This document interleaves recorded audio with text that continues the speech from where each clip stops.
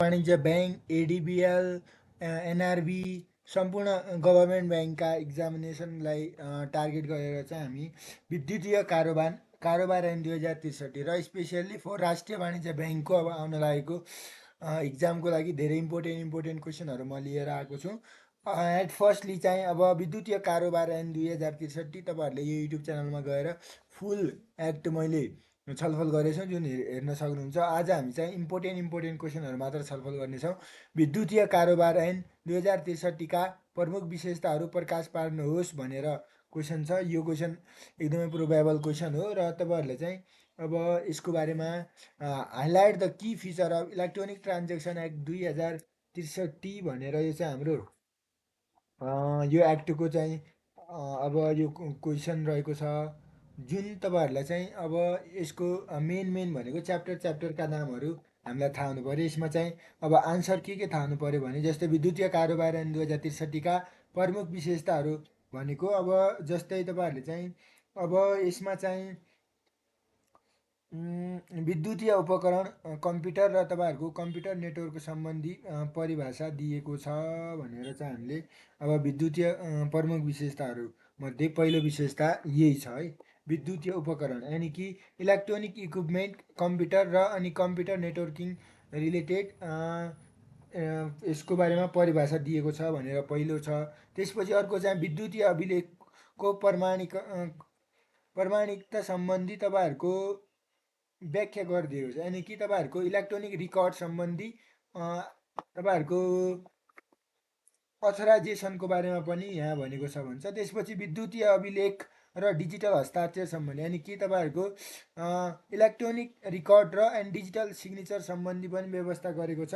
त्यसपछि तपाईँहरूको अर्को रहेको छ विद्युतीय अभिलेखको कानुनी मान्यता र सरकारी निकायमा चाहिँ विद्युतीय अभिलेखको मान्यता सम्बन्धी व्यवस्था भन्छ, यानि कि विद्युतीय भनेको इलेक्ट्रोनिक रिकर्डको तपाईँहरूको लिगल स्ट्याटस के छ, त्यस लिगल भ्यालिडिटी के छ र गभर्मेन्ट अर्गनाइजेसनहरूमा चाहिँ इलेक्ट्रोनिक रिकर्ड को भ्याल्यु सम्बन्धी यहाँ व्यवस्था गरेको छ यो एक्टमा। त्यसपछि अर्को चाहिँ तपाईँहरूले चाहिँ डिजिटल हस्ताक्षर र अनि विद्युतीय लेखा अभिलेखको कानुनी मान्यता सम्बन्धी व्यवस्था गरेको छ, legal status of the digital signature and तपाईँहरूको इलेक्ट्रोनिक रिकर्डको बारेमा।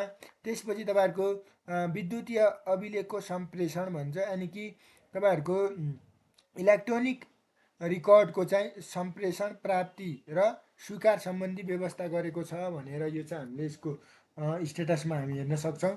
देन आफ्टर तपाईँहरूले चाहिँ अब अर्को चाहिँ त्यसपछि ग्राहकको काम कर्तव्य र अधिकार व्यवस्था भन्छ। अब यो एक्टमा चाहिँ ग्राहक भनेको सब्सक्राइबर भन्छ, सब्सक्राइबरको फङ्सन ड्युटिज एन्ड पावरको बारेमा भनेको छ।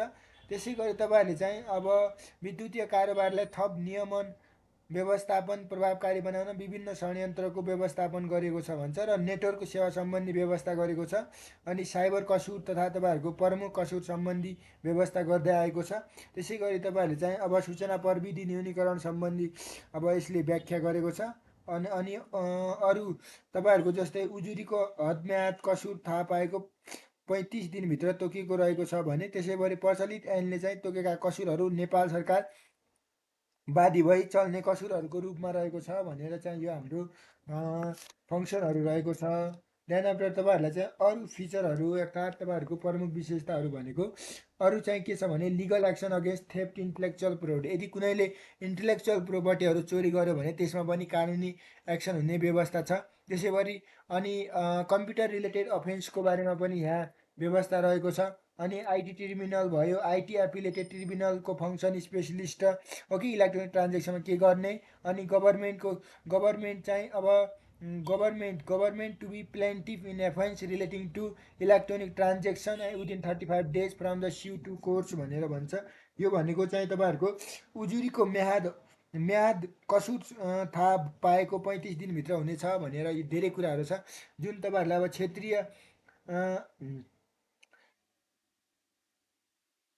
क्षेत्राधिकारको विषयहरूलाई पनि यहाँ समेटेको छ। अनि कि त्यसपछि ऐन लागू नहुने विभिन्न क्षेत्रहरू उल्लेख गरेको छ, नेगोसिएबल इन्स्ट्रुमेन्टहरू त्यति के कुराहरूमा पनि यहाँ धेरै कुराहरूको यहाँ अब तपाईँहरूलाई चाहिँ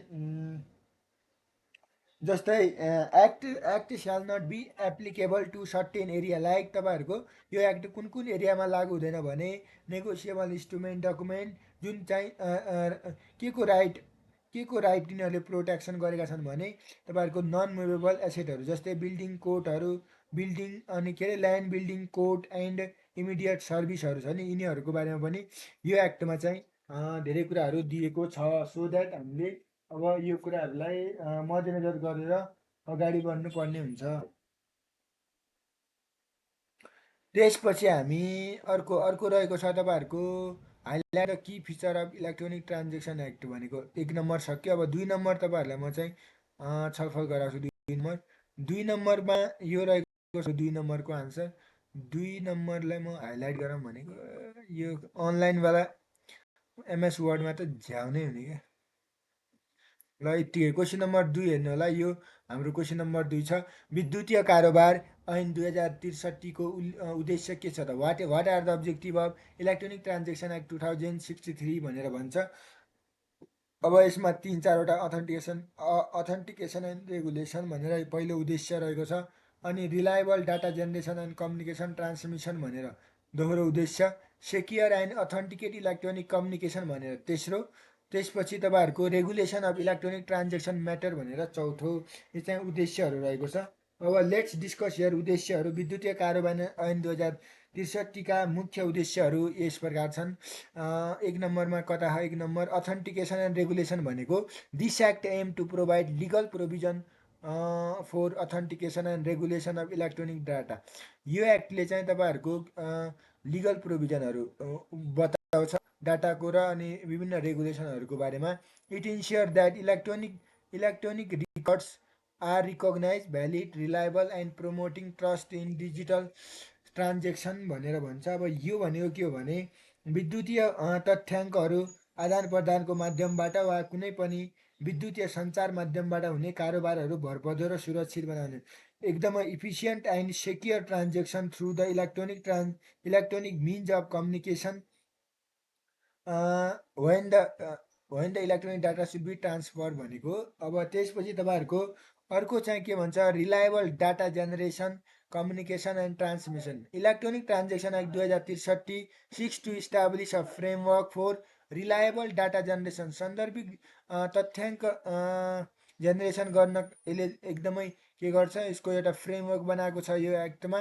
त्यो भएर चाहिँ सेक्योर कम्युनिकेसन, सुरक्षित संवाद अनि साथसाथै इफिसियन्ट ट्रान्समिसन भनेको भरपर्दो तपाईँहरूको इफिसियन्ट, रिलायबल भनेको भरपर्दो, इफिसियन्ट भनेको एकदमै सक्षम ट्रान्समिसन अफ इलेक्ट्रोनिक रिकर्डहरू by doing so enhance the integrity. जो संस्थाको इन्टिग्रिटी भनेको संस्थाको अब इन्टिग्रिटी भनेको चाहिँ एक्चुअल्ली संस्थाको निष्ठा र इलेक्ट्रोनिक ट्रान्जेक्सनहरूलाई इफेक्टिभ गर्नको लागि यो उद्देश्य छ।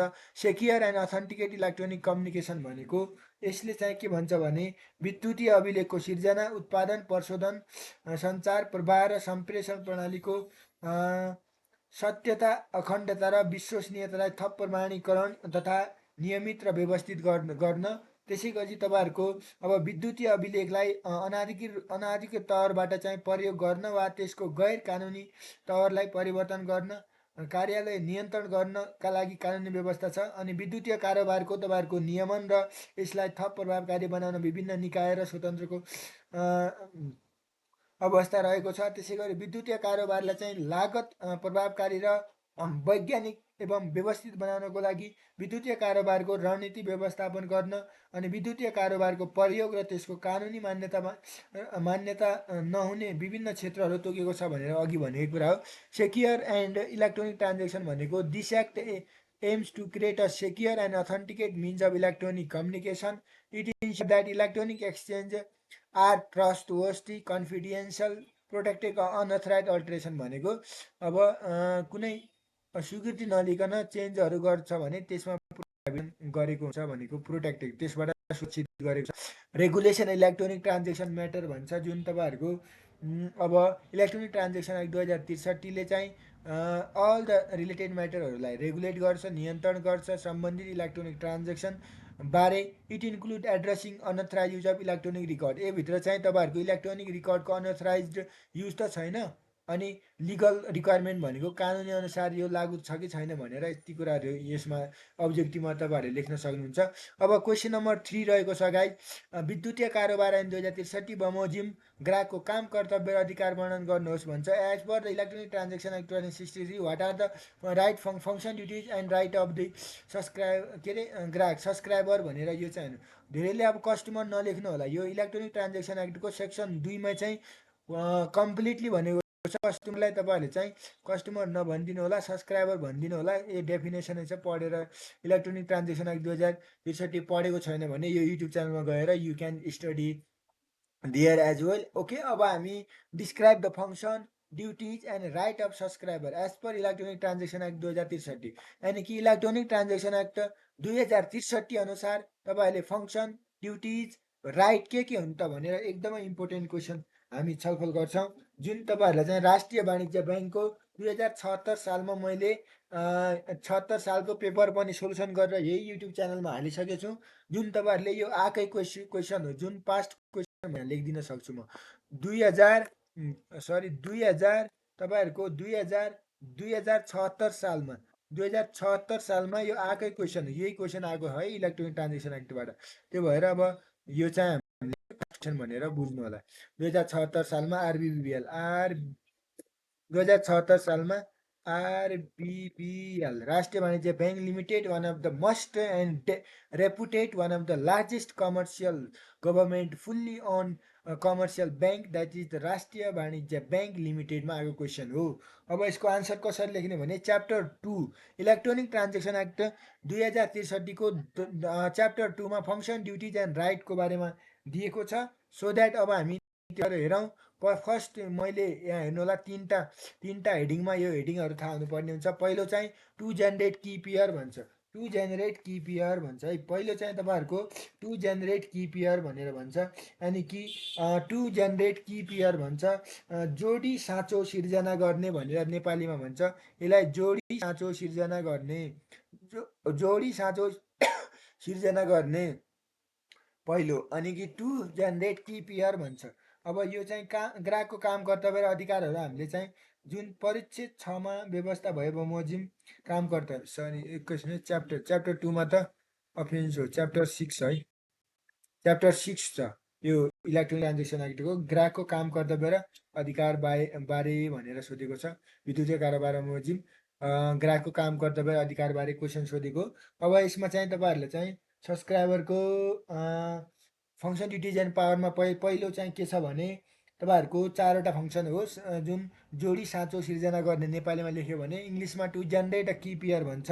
यानि कि की पेयर भनेको चाहिँ तपाईँहरूले चाहिँ अब दुईवटा कुरा बुझ्नुपर्ने हुन्छ। जस्तै प्रमाणीकरण गर्ने निकायबाट जारी गरिएको र ग्राहकद्वारा स्वीकारी गरिएको प्रमाणपत्रमा सूचीकृत गरिनुपर्ने सार्वजनिक साँचो समावेश भएको जोडी साँचो ग्राहकको सिर्जना गर्नुपर्ने भएमा ग्राहकले त्यस्तो जोडी साँचो सिर्जना गर्दा सुरक्षित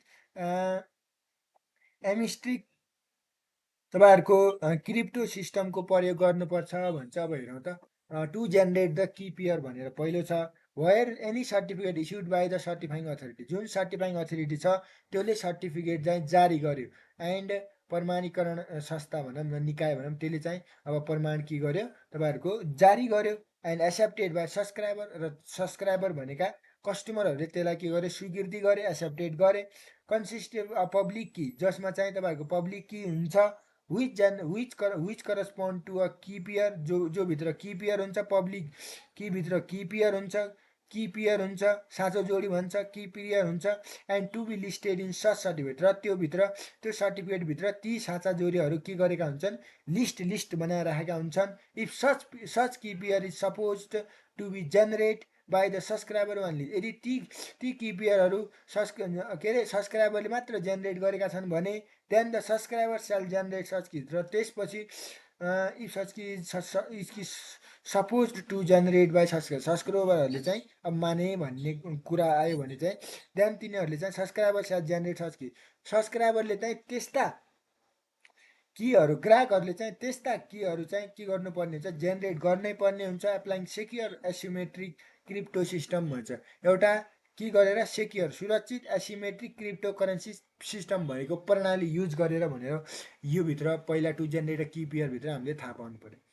अर्को चाहिँ अब यो माथि अहिले अहिले भनेको कुरा जे भने तापनि यदि certifying authority and subscriber had concluded an agreement or certifying authority has accepted any specific system regarding security system to be used to generate the key pair, then it shall be the duty of subscriber to apply security system as specified in agreement accepted by certifying authority. यो भनेको के हो भने if the certifying authority and subscriber have concluded agreement or यदि subscriber र certifying authority बिच चाहिँ के छ एग्रिमेन्ट भनेको तिनीहरू बिच सहमति भइसकेको छ भने certifying authority as accepted any specific system certifying अथोरिटीले चाहिँ कुनै एउटा विशेष खालको सिस्टम चाहिँ के गर्नुपर्ने हुन्छ विशेष खालको सिस्टमलाई एक्सेप्ट गरेको हुनुपर्छ regarding security system to be used to generate key pair generate गर्नको लागि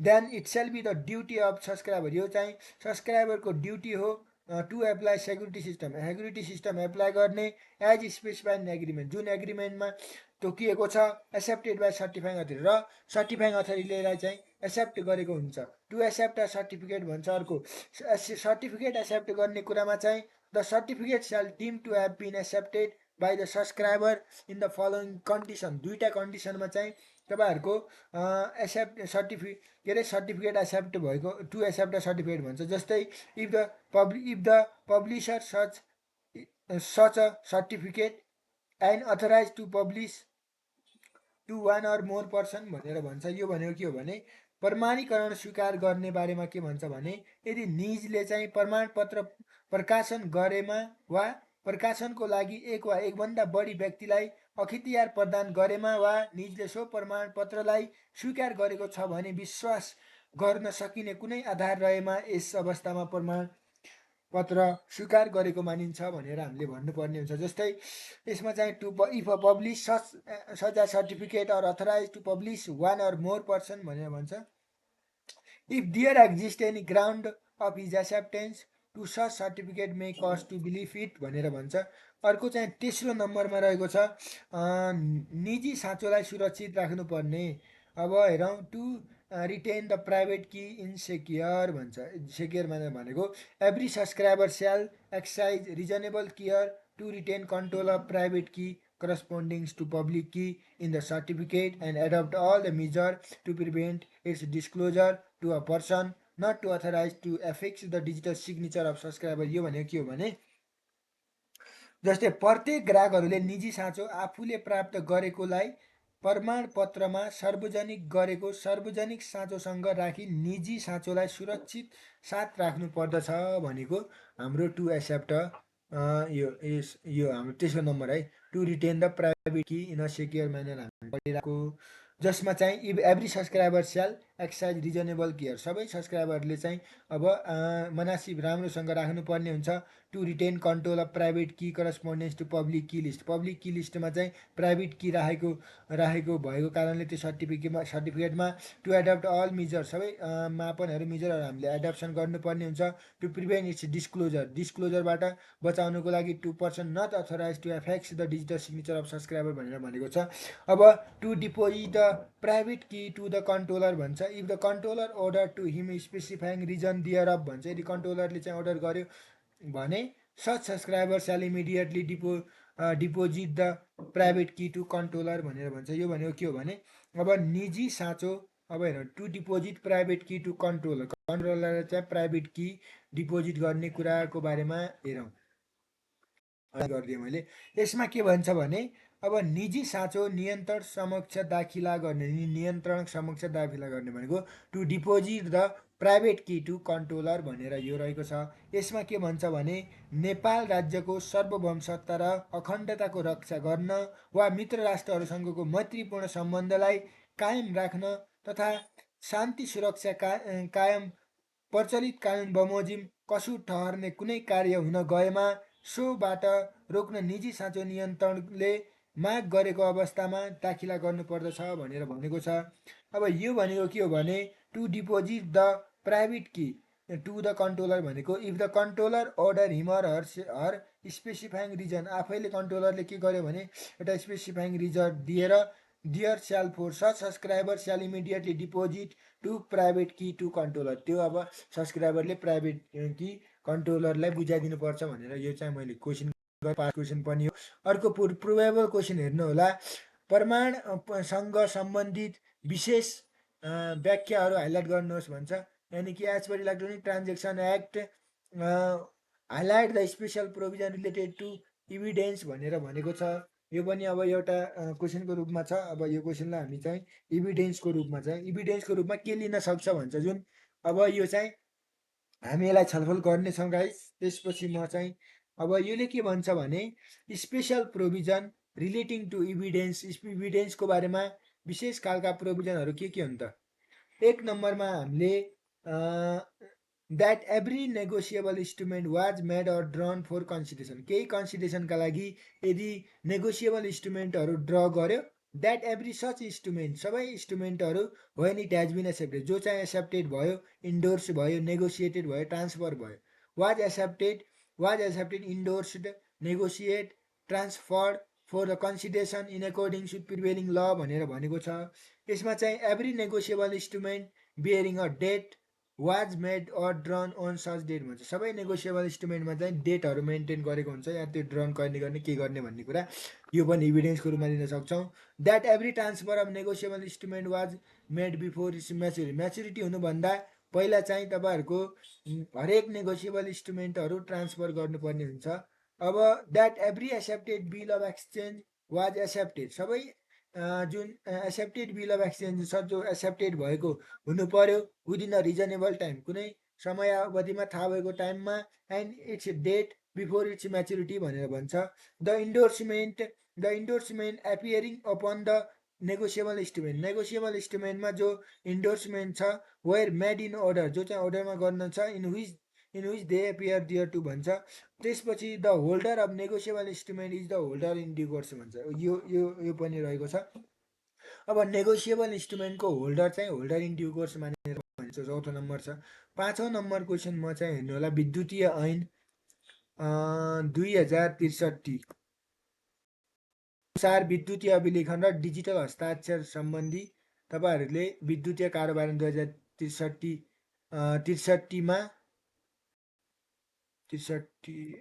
ऐन अन्तर्गत भए है, यहाँनिर मा हो control Z.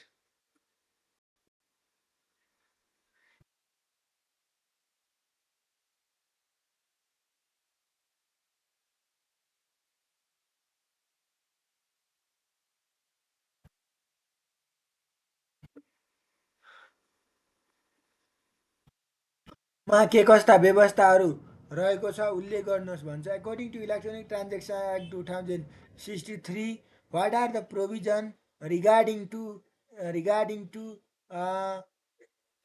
Electronic record and digital signature भनेर इङ्ग्लिसमा पनि कन्भर्ट गरिदिएँ। अब यसको चाहिँ म अब आन्सर भन्छु। विद्युतीय कारोबार ऐन 2063 को डिजिटल हस्ताक्षर र प्रमाणपत्र सम्बन्धी के कस्तो व्याख्या गरेको छ भनेर हामी छलफल गर्नेछौँ गाइस। सो द्याट यसमा हामी अब हेरौँ,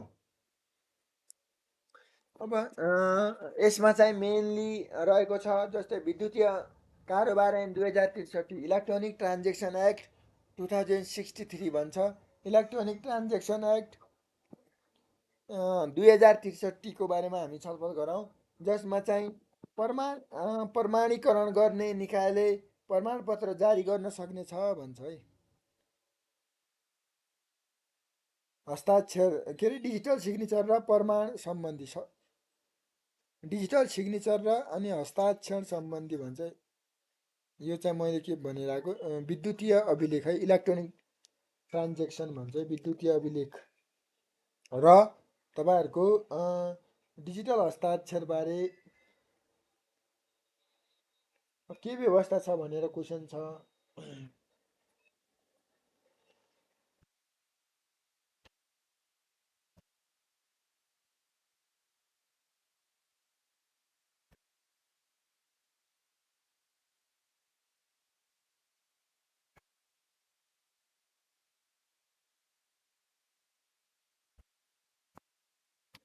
अब यो क्वेसन हामी छलफल गर्छौँ पहिला। अब यो क्वेसनलाई कसरी छलफल गर्ने त भन्दाखेरि अब यो के छ, विद्युतीय अभिलेखन र डिजिटल हस्ताक्षर सम्बन्धी। ओके, डिजिटल हस्ताक्षर र विद्युतीय अभिलेख। अब यसको बारेमा छलफल गरौँ। जस्तै तपाईँहरूको अब विद्युतीय माध्यमबाट आदान प्रदान हुने अभिलेखलाई विद्युतीय अभिलेख भन्छ। यानि कि electronic records are the those which are transmitted through electronic media भनेर भन्छ। यस्ता अभिलेख विद्युतीय स्वरूप नै र पछि विद्युतीय माध्यममा स्क्यान गरेर विद्युतीय माध्यममा राखेको हुन्छ भनेर भन्छ। जुन तपाईँहरूको अब डिजिटल हस्ताक्षरबिच के सम्बन्ध छ भने अब विद्युतीय अभिलेखको प्रमाणीकर्ता सम्बन्धी व्यवस्था गरेको छ। यानि कि इलेक्ट्रोनिक ट्रान्जेक्सनको तपाईँहरूको अथोराइजेसन सम्बन्धी जुन सर्टिफिकेट सम्बन्धी अब यहाँ के गरेको छ, व्यवस्था गरेको छ। विद्युतीय अभिलेखको कानुनी मान्यता सम्बन्धी व्यवस्था गरेको छ।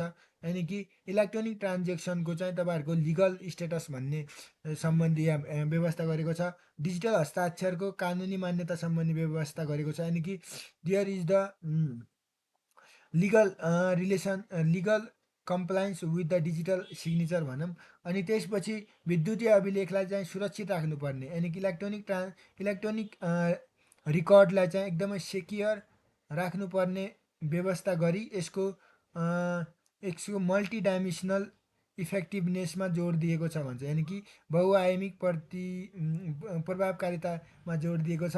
अब कुनै पनि अभिलेखको सक्कल पेश गर्नुपर्ने भएमा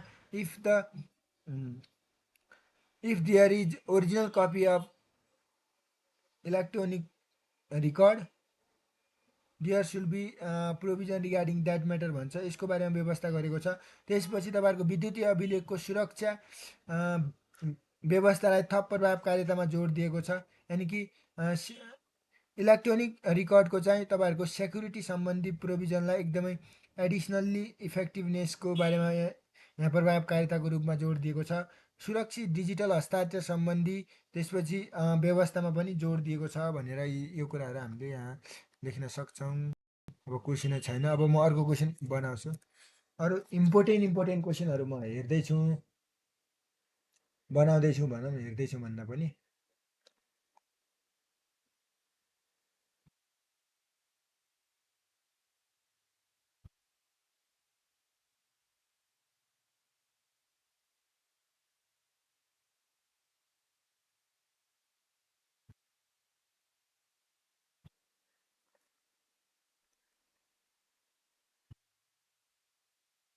अब एउटा क्वेसन नम्बर 6 है। क्वेसन नम्बर 6 चाहिँ अब चाहिँ हामी अर्को क्वेसन हेर्छौँ है।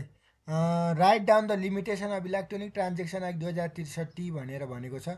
इलेक्ट्रोनिक ट्रान्जेक्सन एक्ट 2063का तपाईँहरूको लिमिटेसनहरू के छन् भनेर भन्छ। अनि यो दुईवटा क्वेसन त मैले अघि माथि नै गराएको हो, त्यही भएर यो दुईवटालाई म मेटाइदिन्छु। क्वेसन नम्बर 6 हेरौँ त। अब लिमिटेसनहरू के छन् त, कमी कमजोरीहरू यो ऐनका, यो कुराहरू हामी अब कमी कमजोरीहरूलाई चाहिँ उल्लेख गर्दै अब हामीले पहिला यसको विभिन्न लिमिटेसनहरू म तपाईँहरू सामु छलफल गर्नेछौँ। जुन लिमिटेसनहरू हामी अब यो एक्टको लिमिटेसनहरू हामी हेर्नेछौँ। लिमिटेसन अफ दिस एक्ट भन्छ। पहिलो चाहिँ हेर्नु होला, this act has been actively from more than 15 year but IT tribunal and appellate tribunal are not active till date. अहिलेसम्म यो 15 वर्षदेखि यो एक्टिभ छ यो ऐन, तर पनि अहिले आइटी ट्रिब्युनल र एपिलेटेड ट्रिब्युनल सम्बन्धी कुनै एक्टिभ डेटहरू दिएकै छैन। यो एउटा कमी कमजोरी छ है।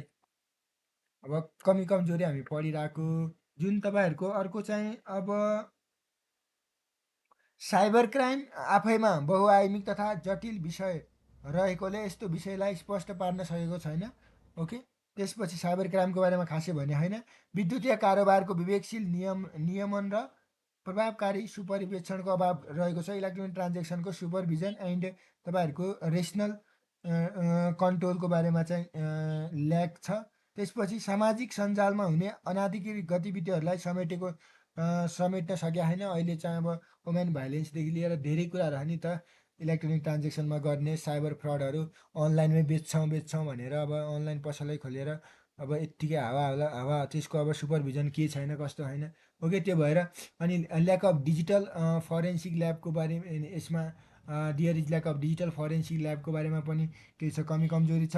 त्यसपछि तपाईँहरूको सूचना प्रविधि न्यूनीकरणको स्थापना अझैसम्म पनि हुन सकेको छैन। अनि अनुसन्धानमा विशिष्टीकरणको अभाव रहेको छ। अनलाइन बिजनेस ट्रान्जेक्सनको प्रभावकारिता नियम हुन नसक्नु आदि कुराहरू धेरै कुराहरू छ। त्यसपछि अर्को चाहिँ यसमा के भन्छ भने अरू चाहिँ currently only Kathmandu court has to active in case of cyber crime. अहिले चाहिँ साइबर क्राइमको बारेमा काठमाडौँको अदालतले मात्र भनेको छ भनेर लेखिदिन सक्नुहुन्छ। यो act has a several framework of digital signature but there is still has not been very much popular भन्छ। डिजिटल सिग्नेचरको बारेमा धेरै फ्रेमवर्क छ तर खासै पपुलर छैन। अनि त्यसपछि तपाईँहरूको lack of proper regulation regarding foreign consulting service through the electronic media use of books and research paper भन्छ। यसको बारेमा चाहिँ अब यो तपाईँहरूले चाहिँ अब यो इन्कम आयकर ऐन 2058मा चाहिँ भर्खर भन्दा पनि 1 वर्ष जति भयो त्यो चाहिँ अब यो विभिन्न चाहिँ अब ट्याक्स लगाउने कुराहरू यिनीहरू आएको थियो। अब त्यो कुरालाई यत्तिकै राखेर म यहाँ के भन्न चाहेको भने तपाईँहरू चाहिँ अब जस्तै युज अफ बुक्सको युज अनि रिसर्चरको पेपर, इलेक्ट्रोनिक मिडियाहरूको यस्ता कुराहरूको सर्भिस चाहिँ अब फरेन देशहरूमा फरेन कन्सल्टेन्सी सर्भिसहरूमा यिनीहरूको बारेमा कुनै रेगुलेसन नै छैन यो एक्टमा। अर्को चाहिँ digital signature has not been much popular in नेपालमा चाहिँ डिजिटल सिग्नेचर धेरै पपुलर पनि भएको छैन। त्यो भएर अल्दो इन सेभरल कन्ट्री अरू देशहरूमा चाहिँ they can have major source of electronic validation of information भनेर भन्छ। अनि गभर्मेन्ट अफिसरहरूले चाहिँ have not easily taken electronic information. Government अफिसरले चाहिँ इलेक्ट्रोनिक इन्फर्मेसनहरू सजिलैसँग लिएका छैनन् जुन भ्यालिड सोर्स अफ डाटाबाट। अनि ओसिआर छ, office of company registrar office भन्छ। त्यसपछि इन्कम ट्याक्स एन्ड कस्टम डिपार्टमेन्टहरूले पनि अनलाइन सर्भिसहरू दिएछन् तर त्यो स्लो छ, इफेक्टिभ छ। अहिले पनि आयकर ऐन 2058कै वेबसाइटमा जानु होला, त्यहाँ एमेन्डेड इङ्ग्लिस भर्जनमा एक्टै छैन क्या, यस्तो छ। अब त्यहाँका अब भन्न त खास के भनौँ, त्यहाँका कर्मचारीहरू त्यहाँका ती मान्छेहरूले चाहिँ अब तलब खान्छ होला के खान्छ होला, दिनदिनै केमा पोस्टमा खान्छ होला तर कामै गरेको जस्तो लाग्दैन। फेरि यो देशको कुरा आउँछ, यो कुरा यत्तिकै छोडौँ। त्यसपछि सेभरल साइबर थ्रेडहरू जुन अब नेपालमा आउन सक्छन्, यो एक्टले त्यसलाई एड्रेसै गरेको छैन। अरू चाहिँ अब office of controller of certification has not been active digital certificate expansion promotion which is very required for digital नेपालका लागि यो चाहिएको कुरा हो। Okay, some amendment have been made for abuse of social media. केही सोसियल मिडिया अनाधिकृत रूपमा लगाउने भनेर चाहिँ केही संशोधित त गरेको छ त्यो जुन अब फिमेलहरूलाई हरासमेन्ट गर्ने जो एप्रिसिएबल छ है। तर चाहिँ यसको बारेमा प्राइभेसी त्यो अब प्राइभेसी भयो, त्यसपछि ह्याकिङ, यसको बारेमा सिरियस थ्रेट के होला त इन्फर्मेसन इलेक्ट्रोनिक इन्फर्मेसनमा भने यो एक्टले खासै यसको बारेमा एड्रेस गरेको पाइँदैन। अब यति लिमिटेसन छ।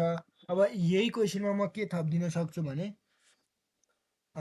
वाट आर द लिमिटेसन भने अनि how to overcome.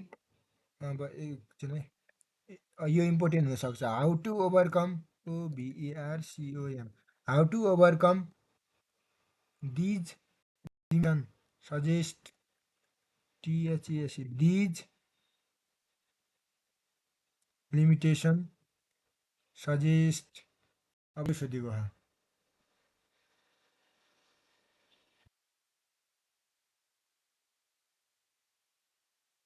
How to overcome these suggestion भनेको तपाईँहरूले चाहिँ अब यो भनेको मैले के भनेको हो कि अब ती कमी कमजोरीहरूलाई चाहिँ अब हामीले कस्तो रूपान्तरणमा आवश्यकता छ के कुराहरूले हामीले तिनीहरूलाई सुधार गर्न सक्छ भनेर भन्छ। जस्तै अब यसमा चाहिँ एनलाई समय सापेक्ष रूपान्तरण गर्ने, ओके, ट्रान्सफर गर्ने, जुन एमेन्डमेन्ट गर्ने।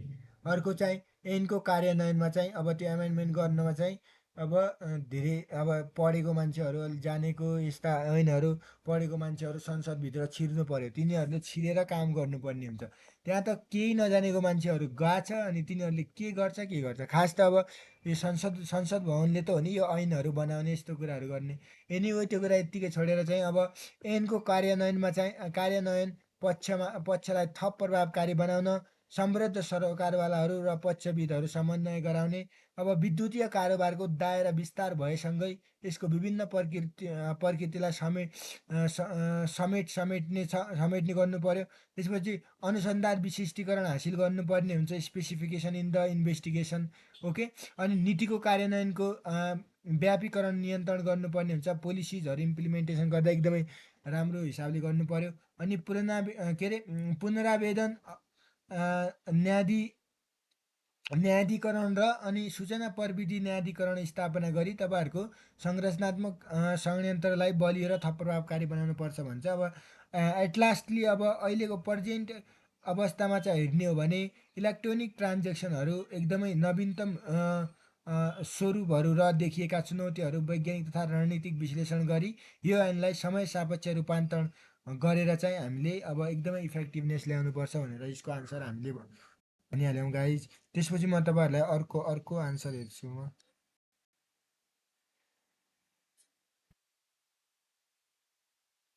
अर्को आन्सर भन्दा पनि अर्को यहाँ क्वेसन मैले पिकअप गरेको क्वेसनहरू हो यो। क्वेसन हेरौँ त क्वेसन छ भने यो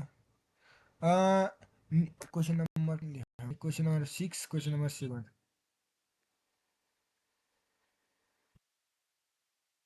क्वेसन नम्बर 7 रहेको छ, नियन्त्रण र प्रभावकारी कारण गर्ने निकाय सम्बन्धमा चाहिँ उल्लेख गर्दै नियन्त्रण काम कर्तव्य नियन्त्रणको काम कर्तव्य अधिकार उल्लेख गर्नुहोस् भन्छ है।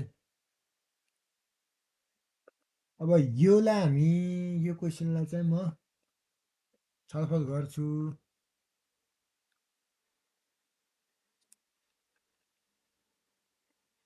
अब यो क्वेसन अधुरो छ जस्तो छ। नियन्त्रण तथा प्रभावकारी होइन है, प्रमाणीकरण हो।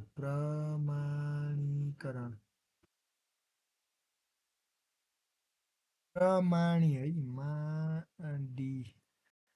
प्रमाणीकरण,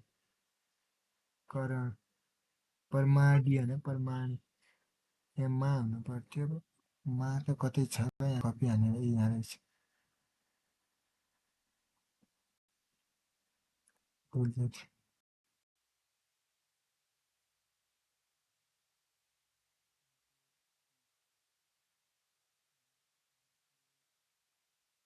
यो सर्टकट पनि अब कम्प्युटर पछि अब ब्याङ्कमा गयो भने त कम्प्युटरकै कुरा गर्नुपर्छ। त्यही भएर सर्टकटको बारेमा पनि जानिराख्नु होला। कन्ट्रोल सी कन्ट्रोल भी भनेको कपी गर्दाखेरि र पेस्ट गर्दाखेरि भनेको प्रमाणीकरण। नेपाली टाइपिङ त झ्याउने छ। अब हेरौँ, जस्तै के भन्छ भने नियन्त्रण तथा प्रमाणीकरण गर्ने निकाय सम्बन्धमा उल्लेख गर्दै नियन्त्रणले काम कर्तव्य र नियन्त्रणको काम कर्तव्य र अधिकार उल्लेख गर्नुहोस् भन्छ है। नियन्त्रणको काम कर्तव्य। अब हेरौँ,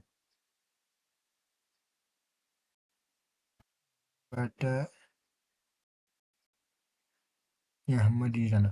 अब हेर, नियन्त्रणको काम कर्तव्य र अधिकार उल्लेख गर्नुहोस् भन्छ। यहाँ कि नियन्त्रण भनेको कन्ट्रोलर भन्छ, कन्ट्रोलर। अनि प्रमाणीकरण गर्ने निकाय भनेको सर्टिफाइङ अथोरिटी भन्छ। ओके। कन्ट्रोलर र कन्ट्रोलर CONTROLLE कन्ट्रोलर एन्ड तपाईँहरूको प्रमाणीकरण गर्ने निकाय भनेको सर्टिफाइङ अथोरिटी भन्छ। AUTHORITY अथोरिटी है।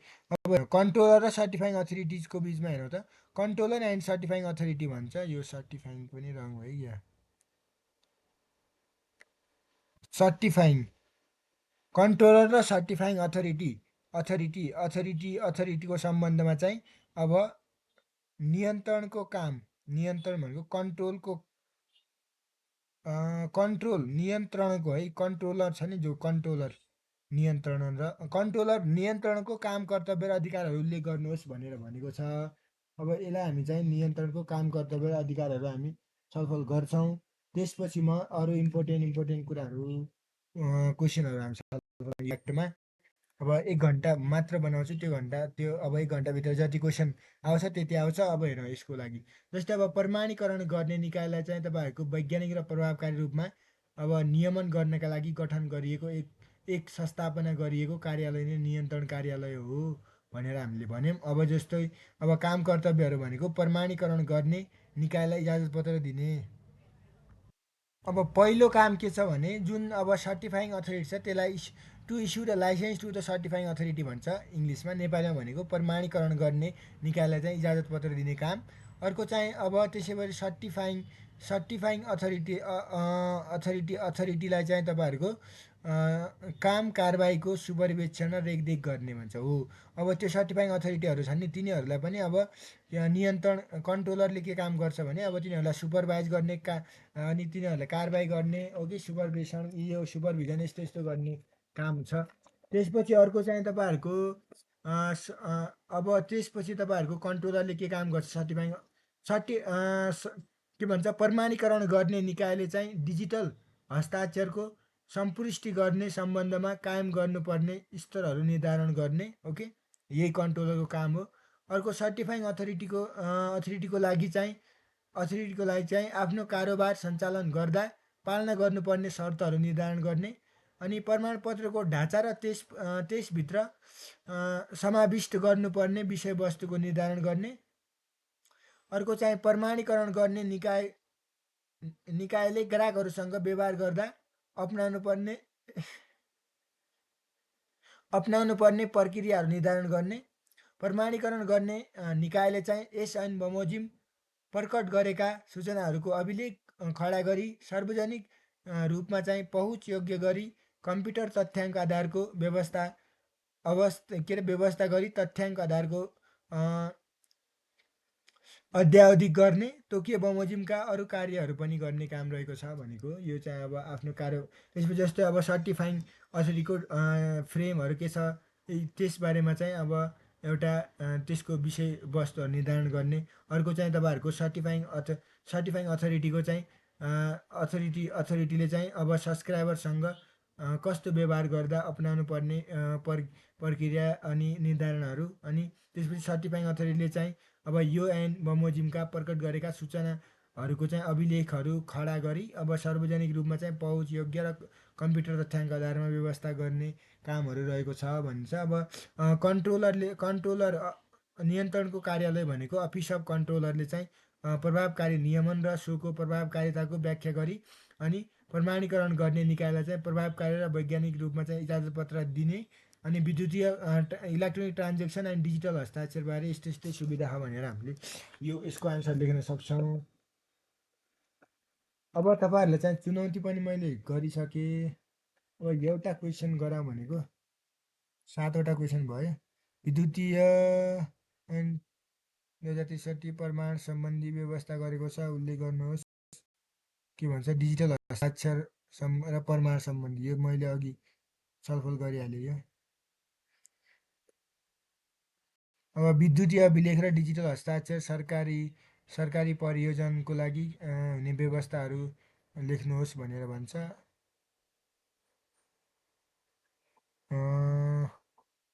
ल अब यो क्वेसन पनि सोल्युसन गरौँ। त्यसपछि विद्युतीय कारबाही 2063 अनुसार नेटवर्क सम्बन्धी व्यवस्था कानुनी व्यवस्था छ, यसलाई थप पुर्याएका कस्ता उपाय छन् अनि साइबर क्राइम भनेको के हो भनेर यो क्वेसन म छलफल गराउँछु।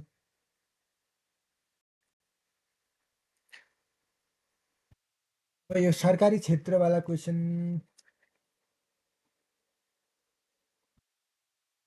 सरकारी प्रयोगमा के कस्तो व्याख्या गरेको छ भनेर भन्छ। अब विद्युतीय स्वरूप कागजाती पत्रहरू स्वीकार गर्ने, सरकारी कार्यालयमा डिजिटल हस्ताक्षरको प्रयोग गर्ने दुईवटा कुरा हो। अब यो क्वेसनलाई पनि छलफल गरौँ भने गरौँ। जस्तै अब क्वेसन नम्बर कति हो 8। अब हेरौँ विद्युतीय अभिलेख र डिजिटल हस्ताक्षरको सरकारी प्रयोजन के अरे सरकारी प्रयोग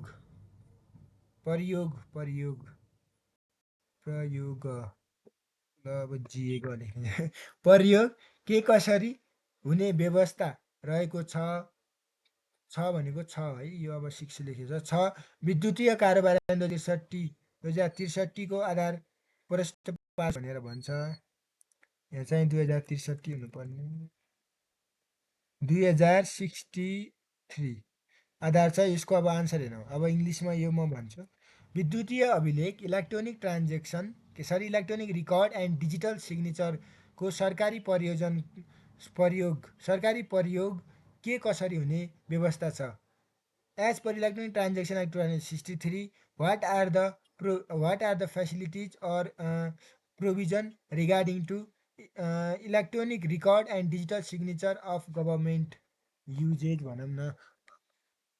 अब यो ट्रान्सलेसन अब अलिअलि मिले पनि ठिक छ। जस्तै अब योले भनेको के हो भने, अब यसलाई भन्छु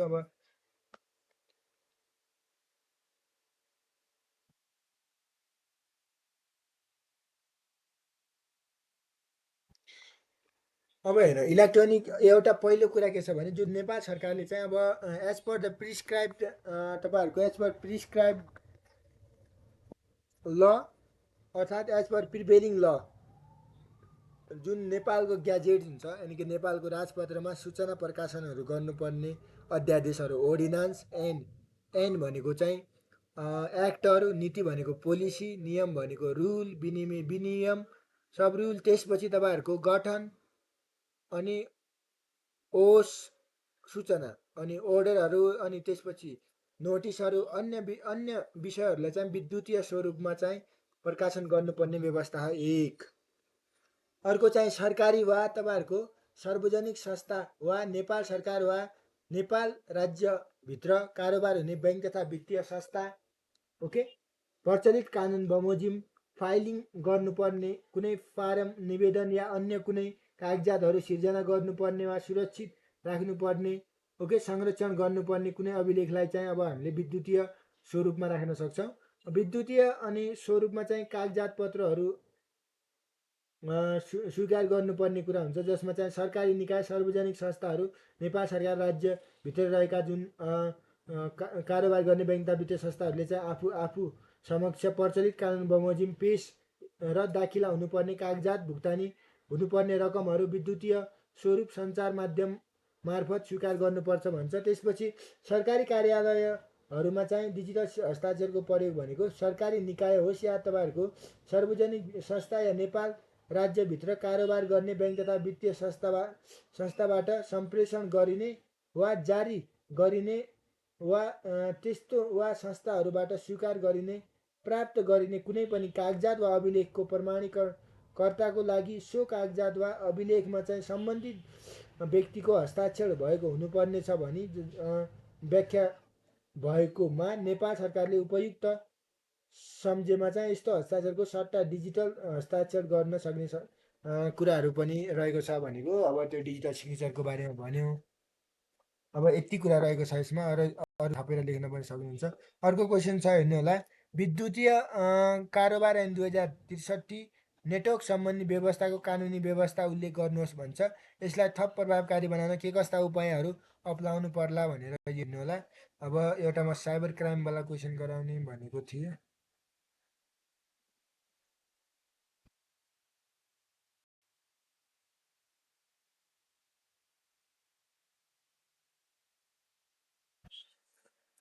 अब यो क्वेसन हेरौँ।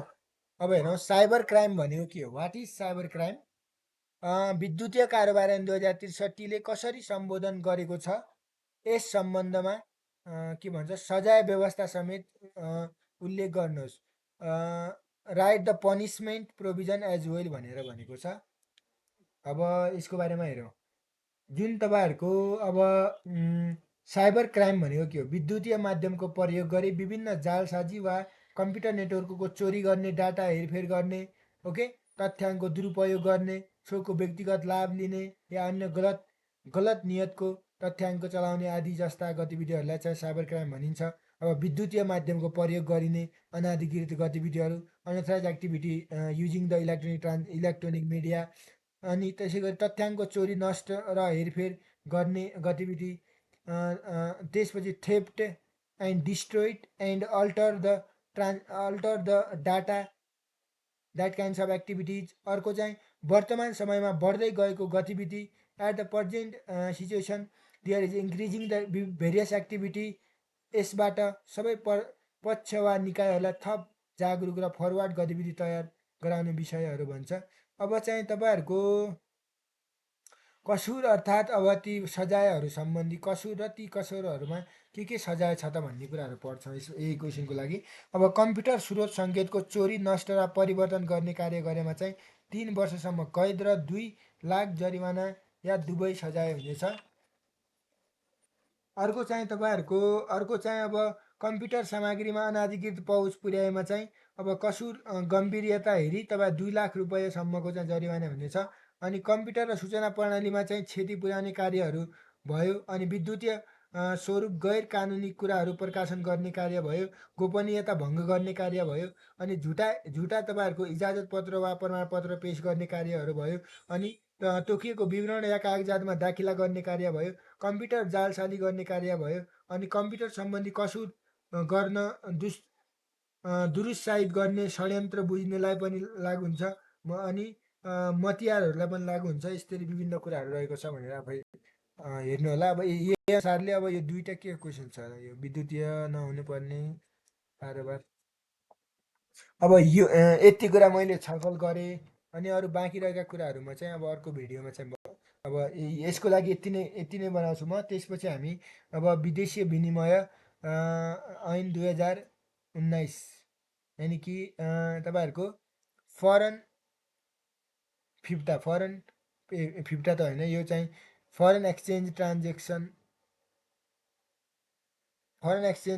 एक्ट 2000 तपाईँहरूको फरेन एक्सचेन्जवाला छ। यो चाहिँ हामी 2019वालाको अब हामी अर्को भिडियोमा अब पास्ट क्वेसन मात्र म छलफल गर्छु। त्यो एक्ट त पुरै पढ्न त गाह्रो छ। सम्भव छ भन्ने म त्यो पनि ल्याउँछु। Thank you for watching this video. यस्तै भिडियो हेर्नको लागि यो युट्युब च्यानललाई सब्सक्राइब गर्नुहोला।